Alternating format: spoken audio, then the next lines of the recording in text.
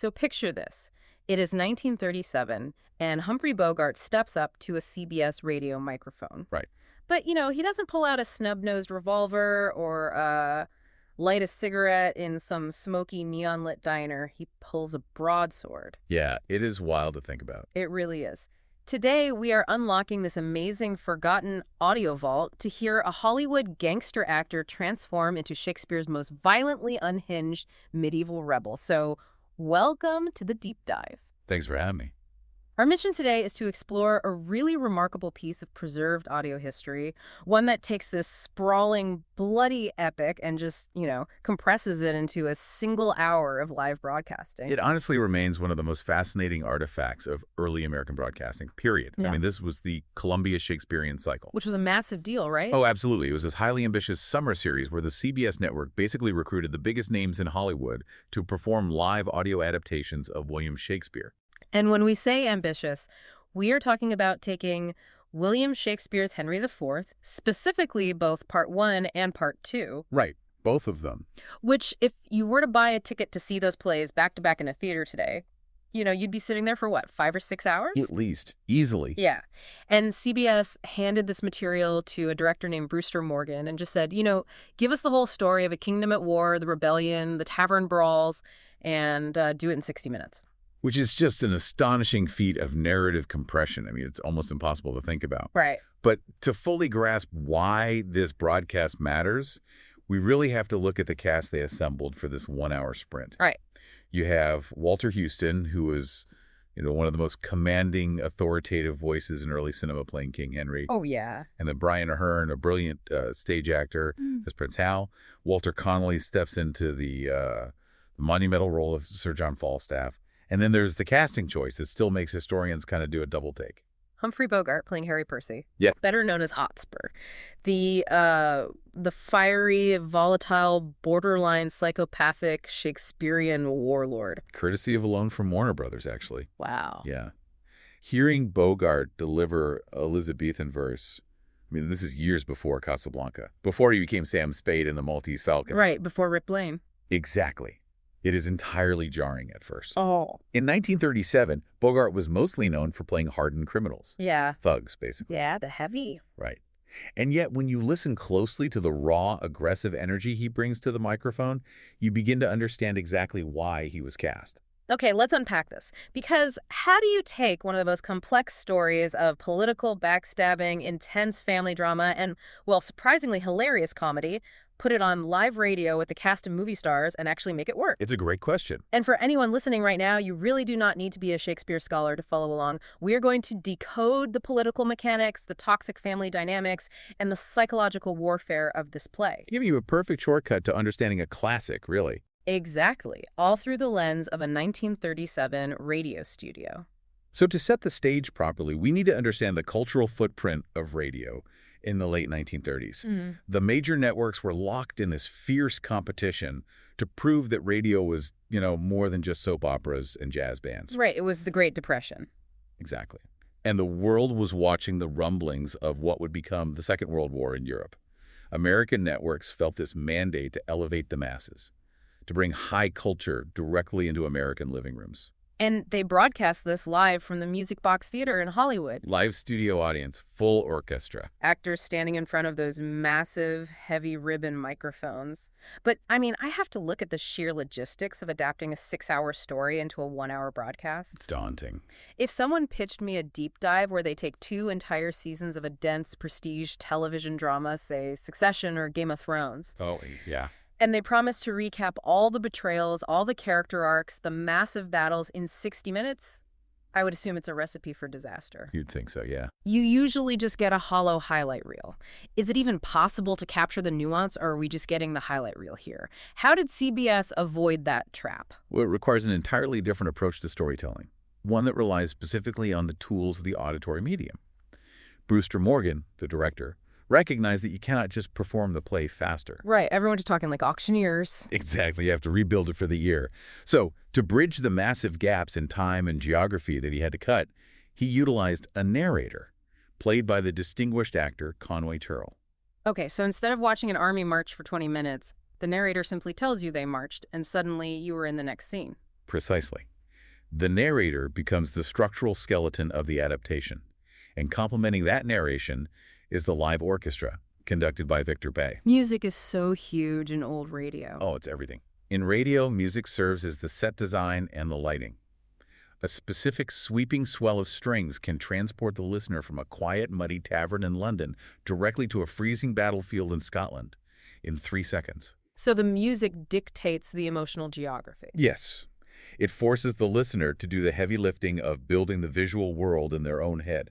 Which, now that I think about it, is strangely aligned with how Shakespeare originally operated. That is the beautiful irony of this 1937 broadcast. Think about the Globe Theater in the late 1500s. Right. They did not have elaborate painted backdrops or complex lighting rigs. They performed in broad daylight on a wooden stage. Shakespeare's text was constantly asking the audience to use their imagination. Oh, sure. Think when we talk of horses, that you see them. The playwright provided the words, and the audience's mind provided the special effects. So radio just takes that concept to its ultimate conclusion. It strips away the visual plane entirely. Which means the listener must rely exclusively on the spoken word, on the rhythm, the timbre, and the emotional resonance of the actor's voice. This blind medium actually purifies the Shakespearean experience. It demands active listening. So let's jump into that theater of the mind. The first mind we enter in this story is, well, deeply troubled, paranoid, and exhausted. We start in the royal court, meeting King Henry IV, played by Walter Huston. Right. And the context the narrator gives us is so crucial here. Henry is not a king who inherited the throne peacefully. He is a king who stole it. Yeah, he usurped the crown from his predecessor, Richard II. And as historical tradition maintains, had Richard quietly murdered in a dungeon. So Henry violently took the top job, and while he might be trying to run the country well now, he has a massive political problem. The powerful noblemen who helped him overthrow the previous king are now looking at Henry with intense suspicion. Yes. It's a classic power dynamic, right? If you conspire with a guy to rob a bank, you never truly trust that guy to manage your money afterward. They know Henry is a thief, just like them. And Walter Huston's vocal performance brilliantly captures the physical toll of that reality. Huston doesn't play Henry as a triumphant, chest-thumping conqueror. No, not at all. He plays him as a man being eaten alive by insomnia and guilt. The usurpation of the throne is a psychic wound that won't heal. Henry opens the play by expressing a desperate desire for peace. He wants the civil wars, the bloodshed among his own countrymen, to end. He wants peace, but he is constantly getting reports of violence. The country is fracturing. Rebellions in Wales, rebellions in Scotland, the Percy family, the very warlords who helped put Henry on the throne are acting independently, completely ignoring the crown's authority. The political instability is crushing. But the core conflict of this play is deeply personal. King Henry receives a report from the Earl of Westmoreland about a brutal battle against the Scottish. Thousands of men dead. Horrific stuff. But the English forces won, and the hero of this bloody victory, the man who captured all the high-ranking Scottish nobles, is young Harry Percy, the warrior known as Hotspur. And this report triggers what has to be one of the most toxic parental reactions in all of literature. Oh, absolutely. King Henry hears about this phenomenal military victory by Hotspur, who, remember, is the son of the Earl of Northumberland. Instead of celebrating the strategic win for his country, Henry becomes consumed by a bitter, resentful envy. Because Henry is immediately forced to compare Hotspur to his own son, Prince Hal, the heir to the English throne. Right. While Hotspur is out covered in mud and glory, winning battles, Prince Hal is famously spending his days in the seedy taverns of London, drinking, fraternizing with thieves, and completely ignoring his royal duties. The contrast just breaks the king. Henry delivers this incredibly brutal admission. He says he looks at Hotspur and sees a son who is the theme of honor's tongue. Wow. And then he looks at his own son, Hal, and sees only riot and dishonor. But Henry takes it a step further, doesn't he? Oh, he does. He explicitly wishes that it could be proven that some night-tripping fairy had visited their nurseries when they were infants and swapped the babies in their cribs. He literally wishes he could trade his biological son for his political rival's son. Imagine the psychological damage that does to a family dynamic. If you connect this to the bigger picture for you listening, imagine you are Prince Hal, the Prince of Wales, and your father makes it public knowledge that he wishes you had been swapped at birth because you aren't as violently heroic as the neighbor's kid. Right. That kind of trauma shapes a person's entire worldview. It creates a fascinating question of causality, doesn't it? When we observe Prince Hal's rebellious behavior, his drinking, his refusal to participate in the royal court, we have to ask, is this just a natural inclination toward degeneracy? Yeah. Or is Hal's rebellion just a targeted, calculated reaction to a father who fundamentally doesn't respect him? It feels like the ultimate teenage rebellion. If your father has already decided that Hotspur is the golden child and you are the disappointment, why play a game you've already lost? Exactly. Hal goes to the absolute opposite extreme. He surrounds himself with criminals just to spite the pristine martial image his father worships. Furthermore, King Henry's obsession with Hotspur's honor reveals Henry's own profound insecurities. Henry knows his reign is built on a foundational crime. He lacks legitimacy. Right, the bank robber guild. Precisely. Therefore, he fetishizes Hotspur's clean, unquestionable military honor because it is the one currency Henry can never possess. He projects his own need for redemption onto the young warrior. Which brings us to the warrior himself, Hotspur, played by Humphrey Bogart.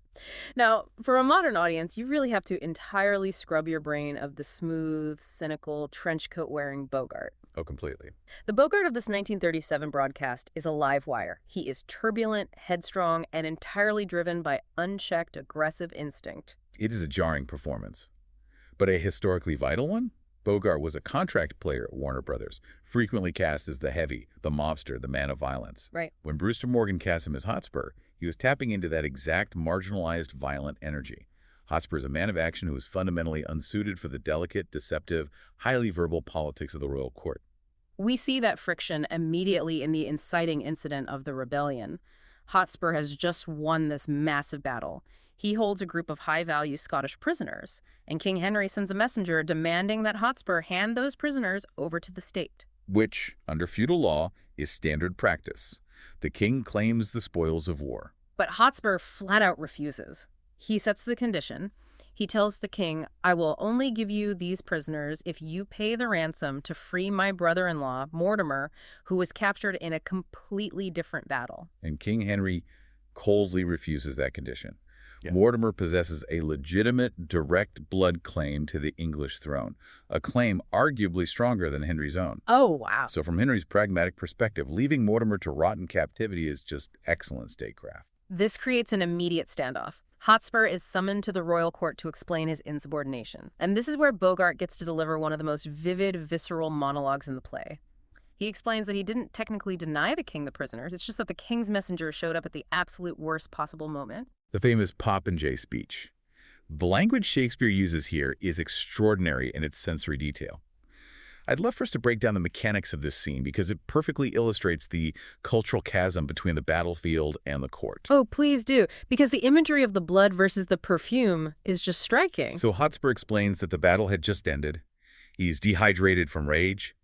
He is breathless, faint, covered in the blood of his enemies and his friends, literally leaning on his sword just to stay standing. Just a horrific scene. And out of the smoke walks this lord from King Henry's court. Hotspur describes this courtier as being neat and trimly dressed, fresh as a bridegroom. Wow. His chin is newly shaved. He is holding a pouncet box, which is a small box of perfume, to his nose because he cannot stand the smell of the unburied corpses surrounding them. Hotspur says the man talked like a waiting gentlewoman and started lecturing Hotspur about guns and drums and wounds using these polite, delicate, holiday and lady terms. It is the ultimate collision between the soldier who sheds the blood and the politician who reached the political capital. You can completely understand Hotspur's fury. I mean, you are standing in the mud, traumatized and exhausted, and a pristine bureaucrat who has never held a sword strolls up, insults the smell of your dead comrades, and demands you hand over the prize you just bled for. Right. Hotspur says the sheer arrogance of it made him insane, so he told the courtier off. This speech is crucial because it defines Hotspur's entire worldview. Hotspur is an avatar of the archaic, feudal concept of pure honor. To him, a man's worth is proven through physical courage, face-to-face with an enemy. Right. He holds utter contempt for the king's court, which he views as a sanctuary for cowardly, paper-pushing manipulators. He operates entirely on emotion and a strict, almost religious code of pride. But I have to argue here, Hotspur is easily manipulated because of this. He gets so blinded by his anger. He is a blunt instrument. Exactly. Look at how his uncle, the Earl of Worcester, handles him. The moment King Henry storms out of the room, Hotspur is practically having an aneurysm. He is screaming that he'll keep the prisoners. He threatens to have a starling taught to speak nothing but the name Mortimer and gift it to the king just to psychologically torture him. Just petty, angry obsession. He is completely blinded by his own rage. Worcester, however, is a seasoned political operator. He sees Hotspur's emotional dysregulation as a massive opportunity. Worcester knows that his family needs to launch a rebellion to protect themselves from the king's paranoia.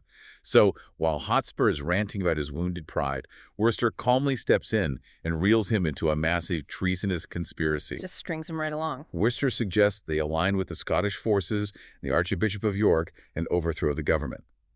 Now, does Hotspur stop to consider the logistics, the supply lines, or the strategic danger of a multi-front civil war? Not for a single second. He just hears the word plot and immediately says, "Oh, it cannot choose but be a noble plot." He is so desperate for an avenue to exert his aggression and defend his honor that he allows his uncle to aim him like a loaded weapon at the king. He is a tragic figure in that sense. Oh. He possesses immense martial skill, but he completely fails to understand the actual game being played around him. And speaking of the game, this play has a brilliant structural rhythm. The moment the tension in the royal court reaches a boiling point, the narrative completely shifts gears. We leave the high-stakes, life-or-death plotting of the nobility, and we plunge into the muddy, chaotic streets of London. We enter the Boar's Head Tavern in Eastcheap. Which brings me to my favorite part. Here's where it gets really interesting. We enter the domain of Sir John Falstaff, portrayed in this broadcast by the great character actor Walter Connolly. Yes. The structural juxtaposition is masterful because, on one hand, while Hotspur is plotting a bloody civil war to dictate the future of a nation, Hal and Falstaff are plotting a petty highway robbery purely for their own amusement. It is the heavy burden of honor contrasted against the total rejection of it. Falstaff is a monumental creation. He is a knight of the realm, but he possesses zero chivalry, zero honor, and zero ambition. None at all. He lives exclusively for the consumption of sack, which is a fortified sweet wine, for roasted meat, and for the avoidance of any physical or moral exertion. And Walter Connolly's vocal performance here is fascinating to listen to. Performing a convincing drunk on radio is a delicate technical challenge. If you slur too much, the audience can't understand the text. Right, you lose the plot. Connolly uses heavy breathing, a specific lethargic pacing, and this booming, joyful resonance to convey Falstaff's sheer physical mass and his unending appetite. Falstaff serves as the ultimate alter ego father figure for Prince Hal. If King Henry represents guilt, paranoia, and the crushing burden of statecraft, Falstaff represents total freedom, biological appetite, and a joyful, shameless embrace of life. The dynamic between Hal and Falstaff is best illustrated by the Gadshill robbery. Hal's other companion, Poins, pitches a complex practical joke. He tells Falstaff that a group of wealthy travelers will be passing by Gadshill and they should ambush them. And Falstaff, always eager for unearned money, eagerly agrees. But the actual joke is entirely at Falstaff's expense. Poins privately tells Prince Hal the real plan. They will let Falstaff and the rest of the crew rob the innocent travelers. Then, Hal and Poins will put on masks, jump out of the darkness, and rob Falstaff of the money he just stole, purely to see how fast Falstaff will run away. It is a stress test of Falstaff's courage. And Falstaff fails spectacularly. They execute the plan. Falstaff robs the travelers. As he is dividing the loot, Hal and Poins ambush him in disguise. Falstaff doesn't even attempt to draw his sword. He roars in panic, drops the gold, and flees into the woods as fast as his legs can carry him. Which sets the stage for one of the most brilliant comedic sequences in the history of the English language, the Tavern Reckoning. Oh, the reckoning. So Hal and Poins rush back to the Boar's Head Tavern, change out of their disguises, and wait for Falstaff to return and explain how he lost the money. The comedic pacing required here, especially in an audio medium where you can't rely on physical pratfalls, is immense. Falstaff finally enters, and he doesn't just offer a simple lie. He constructs an escalating architectural marvel of falsehoods. He has actually hacked at his own sword with his dagger to make it look like it was damaged in intense combat. Oh my God. He begins by loudly lamenting the lack of brave men in the world. A plague of all cowards, he grumbles, leaning into the absolute hypocrisy of the statement. Hal innocently asks what happened, and Falstaff claims with a straight face that he was ambushed by 100 men. When Hal expresses skepticism, Falstaff generously dials it back to 12. The mechanism of the comedy here is the sheer velocity of the exaggeration. specifically regarding the men in buckram. Let's walk through the buckram scene, because it relies entirely on Falstaff digging a deeper and deeper hole. Falstaff claims he was fighting these rogues wearing suits made of buckram, which is a stiff, coarse cloth. He says he fought 2 of them. And Hal interrupts and says, "You just said 4. Falstaff, without missing a beat, smoothly adapts. "I told thee 4. These 4 came all affront." The escalation is relentless. From 4, it morphs into 7, then 9. Within a minute, Falstaff is vehemently swearing that he single-handedly fought off 11 men in buckram. And he pushes it one step too far. He adds that during this massive melee, 3 other men, wearing Kendall green clothing, snuck up behind him in the pitch dark. The trap snaps shut. Hal seizes on the logical impossibility. He says, "Wait, you just said it was pitch dark. You couldn't see your own hand. How could you possibly know they were wearing Kendall green?" Falstaff is cornered. His massive lie has collapsed under its own weight. Hal then reveals the brutal truth. He tells Falstaff there were no men in buckram. It was only Hal and Poins in masks, and that Falstaff ran away with the dexterity of a terrified animal. In any normal dynamic, Falstaff would be humiliated. He would be ruined. But Falstaff's superpower is his shamelessness.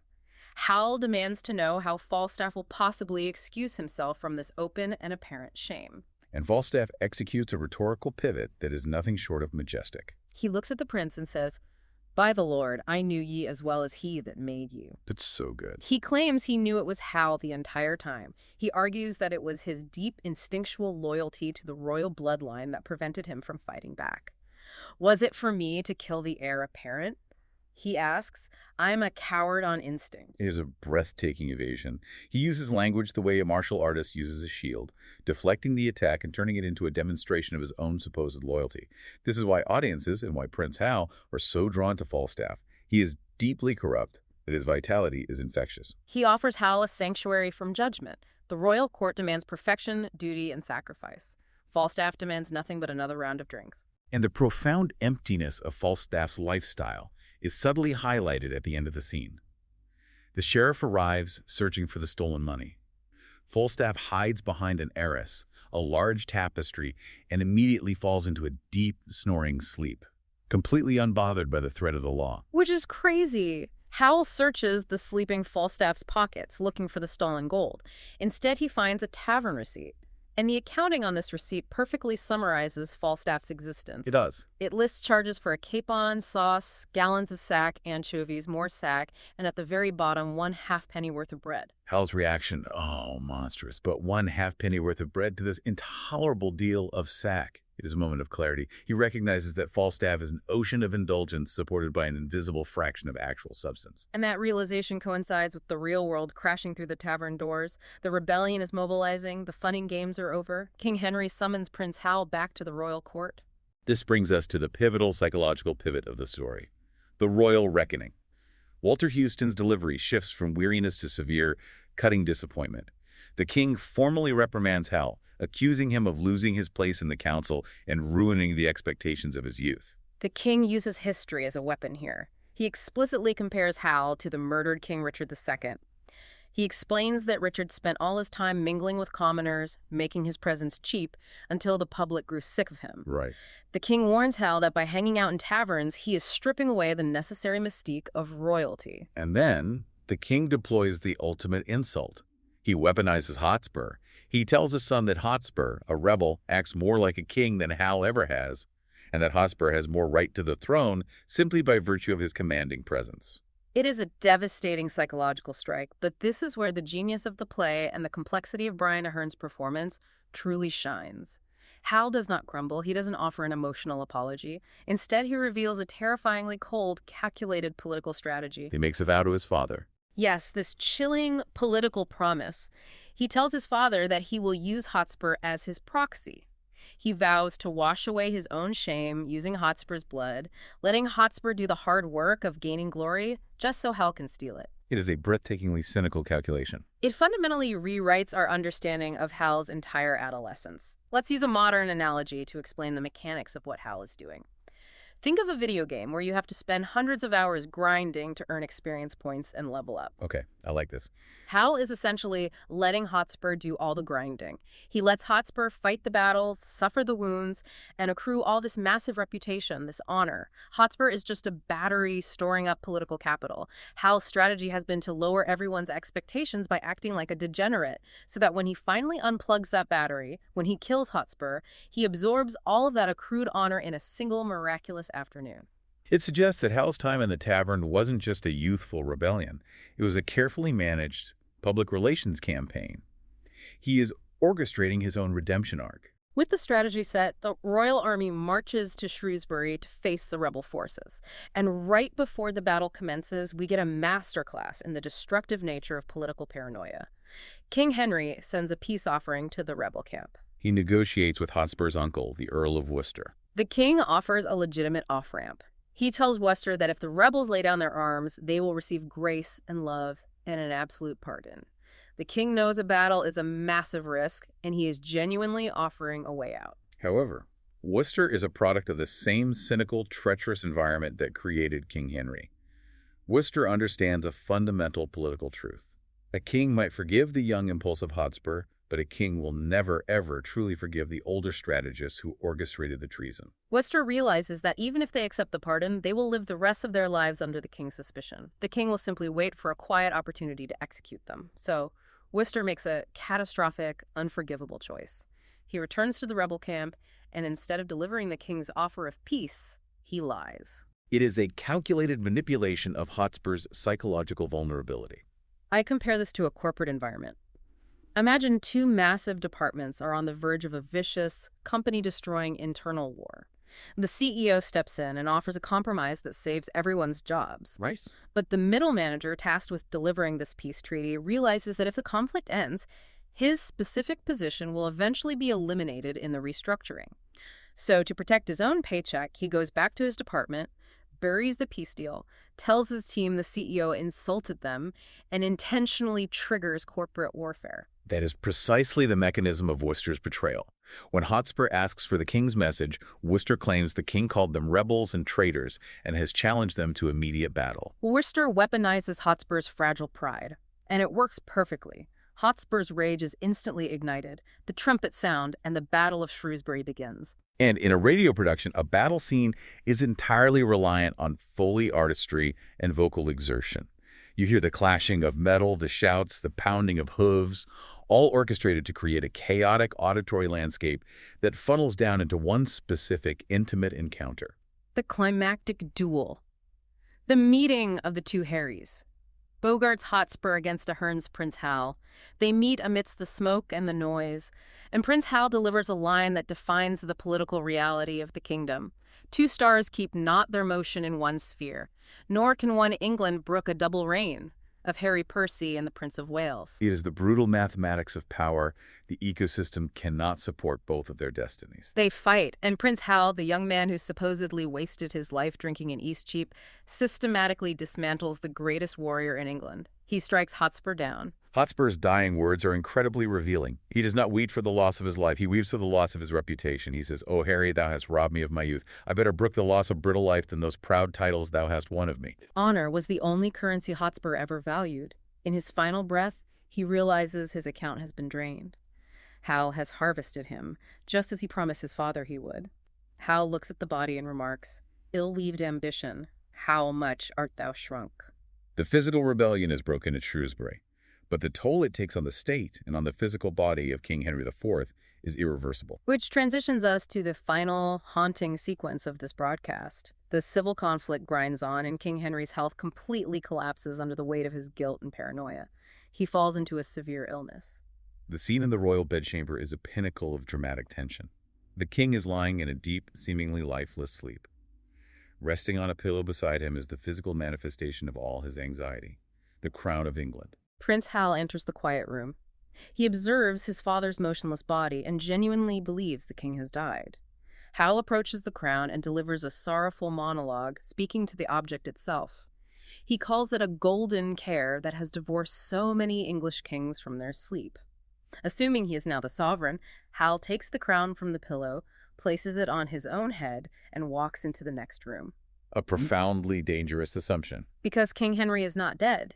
He awakens from his stupor, turns his head, and realizes the crown is gone. The paranoia that has defined his entire reign violently flares up. He summons Hal back to the bedchamber. The king's accusation is dripping with venom. He looks at his son and essentially says, "You couldn't even wait for my chest to stop rising."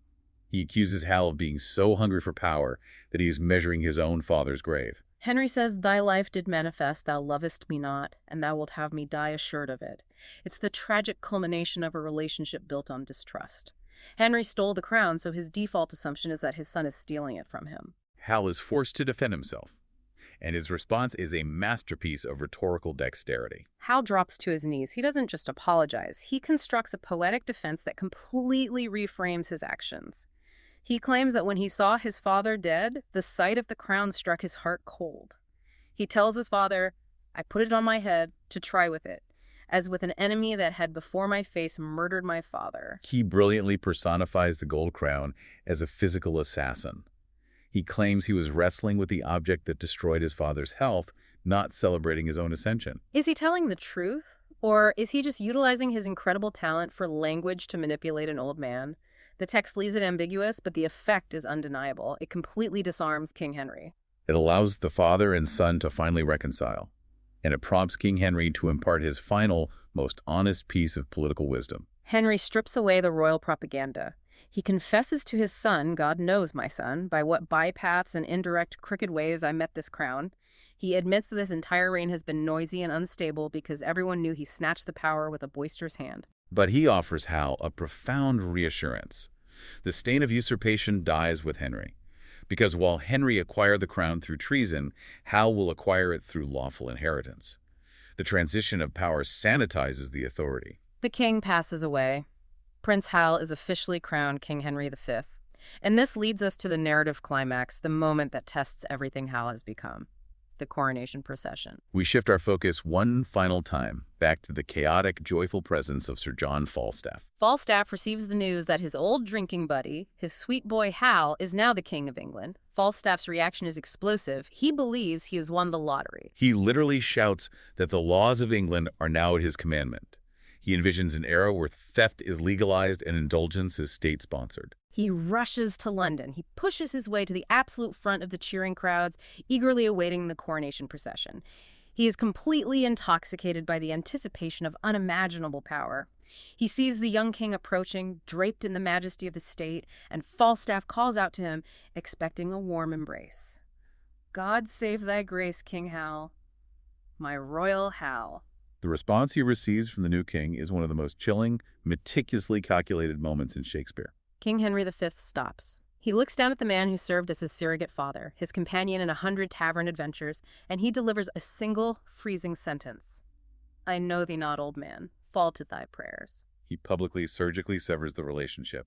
He tells Falstaff how ill white hairs become a fool and jester. He banishes Falstaff. He commands him, on pain of death, never to come within 10 miles of the royal person. The emotional violence of that rejection is staggering. But from a perspective of pure statecraft, it is an absolute necessity. What's fascinating here is that it is the definitive proof of Hal's transformation. He has shed the rebellious boy and fully inhabited the role of the pragmatic, ruthless monarch his father always demanded. Hal understands the optics of power. A king cannot have a chaotic, corrupt agent of anarchy whispering in his ear. This brings me to the ultimate question regarding Prince Hal's character. Was this Hal's plan all along? Did he apply that same sociopathic calculation to Falstaff that he did to Hotspur? Did he purposefully surround himself with the worst elements of London society, knowing that one day he would publicly crush them simply to make his reformation look like a divine miracle to the English public? That is the central, enduring debate of the text. Is Henry V a hero who nobly accepted the heavy burden of responsibility? Or is he a cold-blooded political operator who manipulated everyone, from his father to his rivals to his closest friends, to secure his power? The brilliance of this specific 1937 radio adaptation is that the extreme compression of the narrative makes Hal's evolution feel alarmingly fast and intensely calculated. It makes Falstaff's downfall feel like a trap that was set years in advance. Falstaff thought they were playing a game of friendship. but Hal was playing a Game of Thrones. And that is the enduring tragedy of the play. We have covered an immense amount of ground today. From the sheer ambition of CBS in 1937, using the blind medium of radio to condense a sprawling epic into an auditory masterpiece. We explored the crushing paranoia of Walter Huston's King Henry, the archaic, violent honor of Humphrey Bogart's Hotspur, the chaotic, comedic genius of Falstaff, and the chilling political calculus of Prince Hal. And what this broadcast ultimately proves is the resilience of Shakespeare's architecture. It demonstrates that you do not need visual spectacle.